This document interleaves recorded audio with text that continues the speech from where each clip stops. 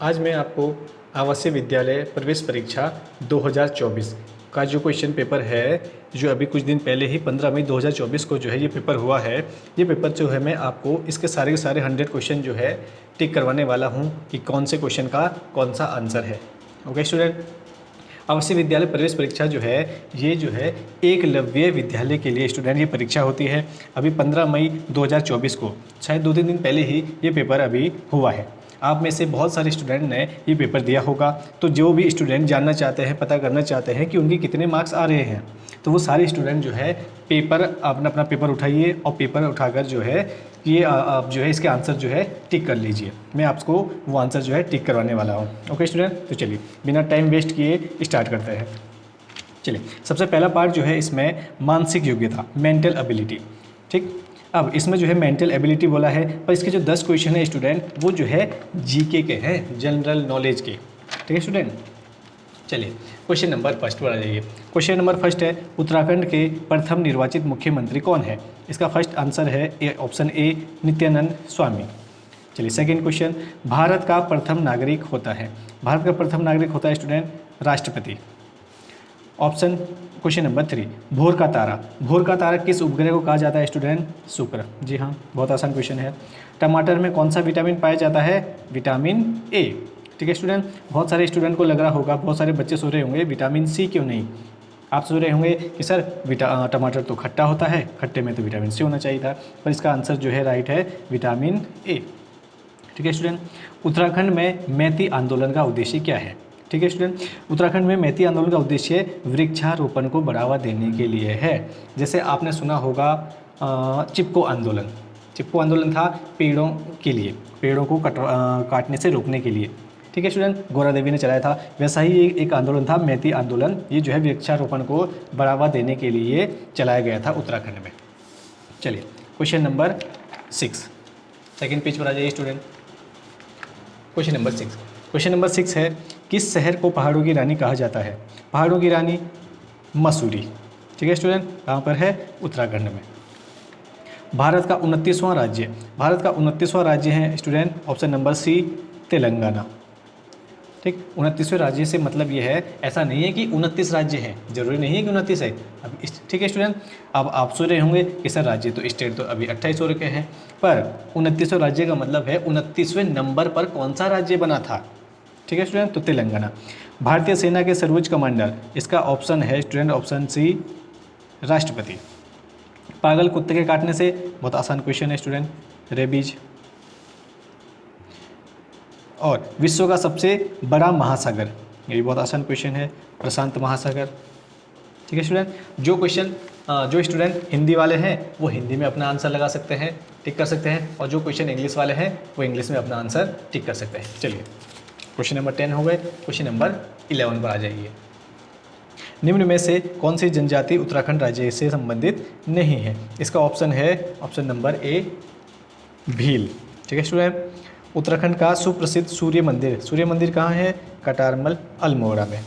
राज्यसभा के पदेन सभापति होता है, राज्यसभा के प्रधान सभापति होता है student option number B, Bharat के उपराष्ट्रपति जो है राज्यसभा के पदेन सभापति होते हैं। कौन सी काल्पनिक रेखा पृथ्वी को लगभग 2 बराबर भागों में बांटती है? जी हाँ, इसका आंसर है ऑप्शन ए भूमध्य रेखा। ठीक है स्टूडेंट, जो पृथ्वी के बिल्कुल बीचों बीच होकर जाती है। चलिए 14 क्वेश्चन हो गए, नेक्स्ट पेज पर आ जाइए। Question number 15। ठीक, अच्छा इसमें क्या बोला है, 15 से 20 तक प्रत्येक प्रश्न के 4 विकल्प दिए गए हैं, जिनमें से 3 विकल्प किसी न किसी रूप से समान है और एक विकल्प इनमें से भिन्न है। भिन्न विकल्प को चुनिए, मतलब 3 जो है किसी न किसी तरह से कॉमन होंगे, एक जो है थोड़ा सा डिफरेंट होगा, थोड़ा अलग होगा, वो अलग चुनना है। देखिए मंगल, पृथ्वी, सूर्य और शुक्र। ठीक है स्टूडेंट, इनमें से इसका जो राइट आंसर है वो है शुक्र। क्यों? क्योंकि शुक्र जो है इनमें सबसे अलग है, शुक्र जो है ग्रह नहीं है, बाकी ये तीनों जो है प्लैनेट्स हैं, ग्रह हैं, और सूर्य जो है एक ग्रह नहीं है स्टूडेंट। चलिए ये अब रीजनिंग आ गई। देखिए क्वेश्चन नंबर 16 का जो ऑप्शन है आंसर वो है डी। अभी इस वीडियो में मैं आपको जो है सॉल्व करके नहीं दिखाने वाला हूँ, क्योंकि वीडियो जो है बहुत ज़्यादा लंबी हो जाएगी। ठीक है स्टूडेंट, इस क्वेश्चन का, इस स्पेशल पेपर के जो क्वेश्चन है रीजनिंग हो या मैथ हो, उसका अगर सोल्यूशन आपको चाहिए तो आप मुझे कमेंट में जो है आप बता सकते हैं, मैं आपको जो है उसकी वीडियो आपको बनाकर दूंगा। ठीक है स्टूडेंट, अभी जो है डायरेक्ट आंसर करते हैं वो जो है, ताकि वीडियो जो ज़्यादा लंबी ना हो। चलिए क्वेश्चन नंबर 16, परमवीर चक्र, जीवन रक्षा पदक, पद्म भूषण और भारत रत्न, इनमें से सबसे डिफरेंट कौन सा है स्टूडेंट? इसका है ऑप्शन नंबर डी, क्योंकि डी जो है सब में से सबसे भारत का जो है सबसे सर्वोच्च सम्मान है, सबसे बड़ा पदक है भारत रत्न। ठीक है student. Question number 18, Chamoli, Almora, Kashipur और देहरादून, इसका जो ऑप्शन है आंसर है वो है ऑप्शन नंबर सी। ठीक है स्टूडेंट, क्योंकि ऑप्शन नंबर सी के अलावा ये तीनों ही उत्तराखंड राज्य के जिले हैं, और जो काशीपुर है वो जिला नहीं है, वो एक जगह का नाम, एक शहर का नाम है जो यूएस नगर, मतलब खुद एक यूएस नगर के डिस्ट्रिक्ट में आता है ये काशीपुर। ओके स्टूडेंट, ये जो है डिस्ट्रिक्ट नहीं है, बाकी तीनों डिस्ट्रिक्ट है, मतलब जिले हैं। गंगोत्री, अलकनंदा, मंदाकिनी, भागीरथी, इनमें से जो है अलकनंदा भी नदी है, मंदाकिनी नदी है, भागीरथी भी नदी है, गंगा नदी जो है नदी नहीं है, सॉरी गंगोत्री जो है नदी नहीं है। गंगोत्री जो है उस जगह का नाम है जहाँ से गंगा नदी निकलती है। वैसे स्टूडेंट गंगोत्री से जो है गंगा नदी नहीं निकलती, गंगोत्री से जो है भागीरथी निकलती है। ठीक है, पर आप सबको यही पता होगा कि गंगोत्री से गंगा निकलती है। चलिए option B, sorry question number 20, मंदिर, मस्जिद, बाइबल, गुरुद्वारा। मंदिर किसका होता है? हिंदुओं का मंदिर होता है, जहाँ पर हिंदू पूजा करते हैं। मस्जिद मुसलमानों की, गुरुद्वारा पंजाबियों का, और बाइबल जो है कोई मंदिर नहीं है, बाइबल जो है एक धर्म ग्रंथ है जो ईसाइयों का होता है, ये इनमें से सबसे अलग है। ठीक है स्टूडेंट, 20 क्वेश्चन हो गए। चलिए आ जाइए क्वेश्चन नंबर 21 पर। 21वें का जो ऑप्शन है, देखिए अब इसमें क्या करना है, समस्या आकृति में समानुपातिक चिन्ह के बाईं ओर दो आकृतियाँ, दाईं ओर एक आकृति, एक एवं एक प्रश्नवाचक चिन्ह है। दाईं ओर की आकृतियों में वही संबंध होना चाहिए जैसा कि बाईं ओर की आकृतियों में है। प्रश्नवाचक चिन्ह के स्थान पर कौन सी आकृति आएगी? चलिए देखिए, ये वाला इससे रिलेटेड है, तो ये वाला किससे रिलेटेड हो गया? मतलब सिंपल सी बात है, ये वाला जो चित्र था वो ऐसा हो गया, तो ये वाला कैसा हो जाएगा? तो इसका जो ऑप्शन है option number D right answer है। क्वेश्चन नंबर 22 का जो है ये वाली आकृति ऐसी हो गई, अब ये कैसी होगी? इसका जो सही आंसर है वो है ऑप्शन बी। चलिए क्वेश्चन नंबर 23, इसका आंसर ये है, तो इसका आंसर क्या होगा? बी। देखिए सांप सीढ़ी जो गेम है आपने खेला होगा, उसमें क्या चलता है? डाई, पासा। ठीक है स्टूडेंट। अब पतंग है, पतंग में क्या चलता है? माझा। ठीक है स्टूडेंट, जिसने पतंग चलाई होगी उसे पता होगा। 24 का जो राइट आंसर है वो है ऑप्शन नंबर बी। ठीक है स्टूडेंट। क्वेश्चन नंबर 25 का जी वाली आकृति ऐसी हो गई, जी वाली आकृति कैसी हो जाएगी? इसका सही आंसर है ऑप्शन नंबर सी। ठीक है स्टूडेंट। चलिए क्वेश्चन नंबर 26, ये वाली आकृति ऐसी हो गई, ये आकृति कैसी हो जाएगी? इसका ऑप्शन है इसका आंसर है ऑप्शन नंबर सी। चलिए क्वेश्चन नंबर 27 का ऑप्शन है डी। 28 का ऑप्शन है सी। 29 का ऑप्शन है बी। अच्छा, मैंने ये तो बताया नहीं कि इसमें करना क्या है। चलिए देखिए, प्रश्न संख्या 27 से 32, निम्नलिखित प्रश्नों में 4 आकृतियाँ दी गई है, उनमें से 3 किसी न किसी रूप से समान है किंतु एक भिन्न है, भिन्न अलग आकृति को चुनिए। चलिए देखिए 27 में 1 2 3 4 आकृतियाँ हैं, 3 जो है किसी न किसी प्रकार से कॉमन है। ठीक है, मतलब समान है। एक आकृति जो सबसे भिन्न है वो हमें चुननी है। 27 में 1 2 3 4, चारों में से 1 2 3 जो आकृतियाँ हैं, इसके अंदर 1 2 3 4 1 2 3 4 1 2 3 4, इसके अंदर 4 छोटी छोटी आकृतियाँ बनी है, और जो ऑप्शन डी है इसके अंदर सिर्फ 1 2 3 आकृति है। समझे स्टूडेंट, ऐसे है क्वेश्चन है ये। अब 28 में सबसे अलग है सी, 29 में सबसे अलग है बी। ठीक है जी, इसका आंसर है, टिक कर लीजिए आप जल्दी जल्दी। 30 क्वेश्चन नंबर 30 का सही आंसर है वो है ऑप्शन नंबर डी। 31वें का जो सही आंसर है वो है ऑप्शन नंबर डी। 32वें का जो सही आंसर है वो है ऑप्शन नंबर ए। चलिए क्वेश्चन नंबर 33 से 38 आपको दिख ही रहा होगा। इसमें करना क्या है, मैं इतना लंबा नहीं पढ़ता हूँ। 1 2 3 4, जहाँ पर ये ब्लैंक जगह है, खाली जगह है, इसको में आपको इसमें से कोई सा फिगर को रखकर इस फिगर को कंप्लीट करना है। ठीक है स्टूडेंट। तो चलिए 33 का जो ऑप्शन है ऑप्शन नंबर डी। देखिए जब मैं आपकी एज का था तो इस क्वेश्चन को मैं कैसे सॉल्व किया करता था, मैं इसी में इस फिगर को जो है कंप्लीट कर देता था। ठीक है, देखिए कैसे, भाई हर बॉक्स में एक ऐसे ऐसे टेढ़े से बॉक्स बन रहे हैं, तो मैं इसे बना देता हूँ स्टूडेंट। देखिए फिर उसके अंदर 1/4 4 पार्ट कर दिए, तो देखिए ये कैसी आकृति बन रही है, कहाँ पर है ये, ऑप्शन नंबर डी में। ठीक है, चलिए 34 का जो राइट आंसर है ऑप्शन नंबर बी। इसे ही मैं कंप्लीट कर देता हूँ।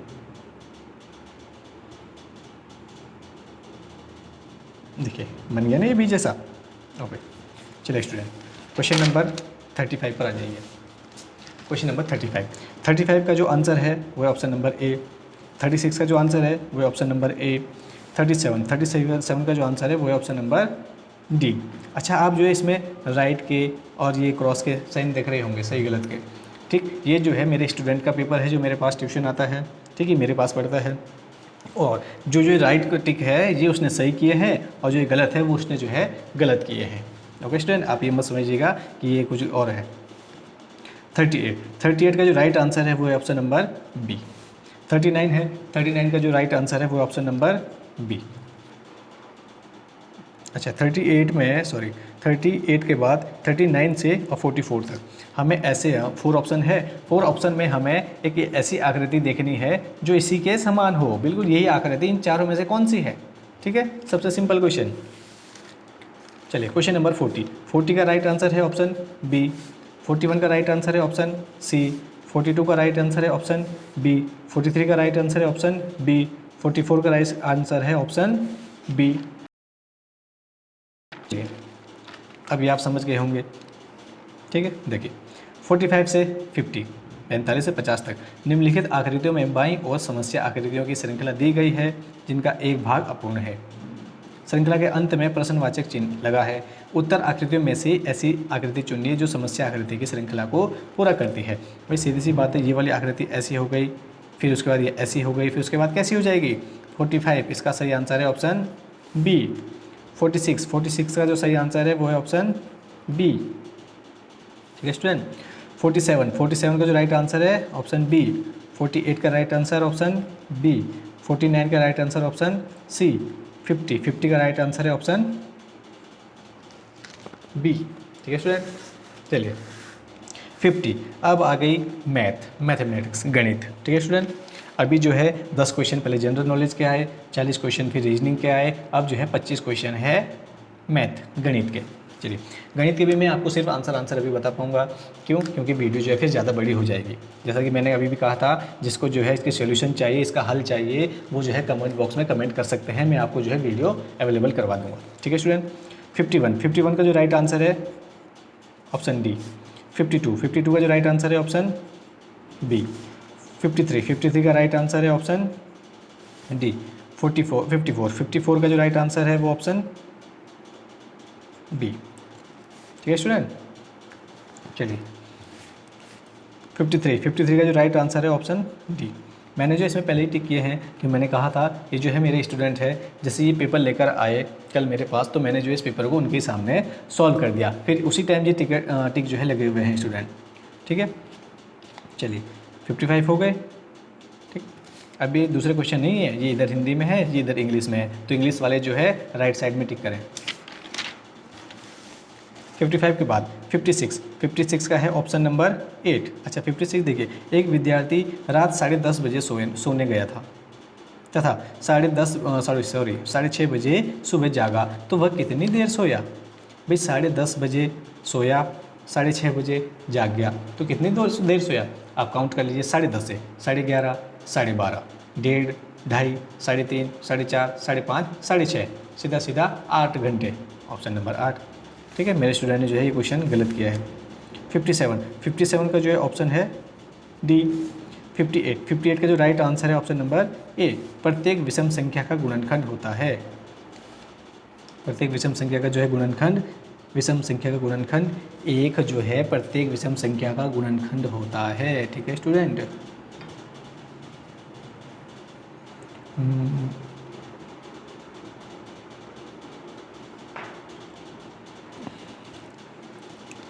चलिए 59 का जो राइट आंसर है वो ऑप्शन नंबर बी। आ जाइए 60 पे। 60 का जो राइट आंसर है वो ऑप्शन नंबर डी। 2:3, 4:7, 5:8 में से कौन सा अनुपात सबसे बड़ा है? 2:3। 61 का जो राइट आंसर है ऑप्शन नंबर डी। 62 का जो राइट आंसर है वो ऑप्शन नंबर सी। 63 का जो राइट आंसर है option number B. Question number 64 का जो राइट आंसर है ऑप्शन नंबर डी। ठीक है स्टूडेंट, चलिए 64 हो गई। नेक्स्ट पेज पर आ जाइए। 65 का जो राइट आंसर है वो है ऑप्शन नंबर डी। 66 का जो राइट आंसर है वो है ऑप्शन नंबर डी। 67 का जो राइट आंसर है ऑप्शन डी। 68 का जो राइट आंसर है वो है ऑप्शन नंबर बी। 69 का जो राइट आंसर है सी। 70 का राइट आंसर है 52 ऑप्शन सी। 71 का राइट आंसर है ऑप्शन बी 28। ठीक है स्टूडेंट, चलिए 72 का जो राइट आंसर है ऑप्शन नंबर सी। 73 का राइट आंसर है ऑप्शन नंबर सी। 74 का राइट आंसर है ऑप्शन नंबर सी। 75 का राइट आंसर है ऑप्शन डी। वृत्त में व्यास होते हैं, भाई वृत्त में कितने व्यास होते हैं? अनंत, बहुत सारे व्यास। योग्य वृत्त, योग्य केंद्र, व्यास होते हैं वृत्त की इस किनारे से इस किनारे तक खींची गई रेखा। ये भी हो सकती है, ये भी हो सकती है, ये भी हो सकती है, ये बहुत सारी हो सकती है, इसलिए अनंत। 76। अब आई 25 क्वेश्चन मैथ के हो गए। अब आई हिंदी। ठीक है स्टूडेंट, 25 क्वेश्चन है हिंदी के। नहीं, 25 क्वेश्चन नहीं है हिंदी के। हिंदी के जो है 15 क्वेश्चन है, क्योंकि इस पेपर में 80 क्वेश्चन होते हैं, 80% होते हैं और 100 मार्क्स का जो ये पेपर होता है। चलिए, मित्रता शब्द किस संज्ञा भेद का भाववाचक है? ये है ऑप्शन नंबर ए, जातिवाचक। आकाश का पर्यायवाची नभ, बहुत आसान है। लिखित भाषा का स्वरूप होता है देवनागरी। कौन सा शब्द तत्सम शब्द नहीं है? पिता जो है तत्सम शब्द नहीं है, तद्भव है। भारतेंदु हरिश्चंद्र की रचना अंधेरी नगरी। 81 ध्वनि के प्रतीक चिन्ह कहलाते हैं वर्ण। ह्रस्व किसका भेद है? स्वरों का। वर्णों के मेल से बनी सबसे छोटी सार्थक इकाई शब्द कहलाती है। 100 वर्ण कहलाता है मूर्धन्य। हिंदी में लिंग होते हैं 2। अनुस्वार के उच्चारण में किसका प्रयोग होता है? नासिका, हल्का नाक से बोला जाता है स्टूडेंट। हल्दी घाटी कविता के रचयिता ये है श्याम नारायण पांडे जी। अकल बड़ी या भैंस, इस लोकोक्ति का अर्थ है ऑप्शन नंबर सी, शारीरिक शक्ति की अपेक्षा बुद्धि श्रेष्ठ है। ठीक है स्टूडेंट, समास का अर्थ होता है संक्षेप।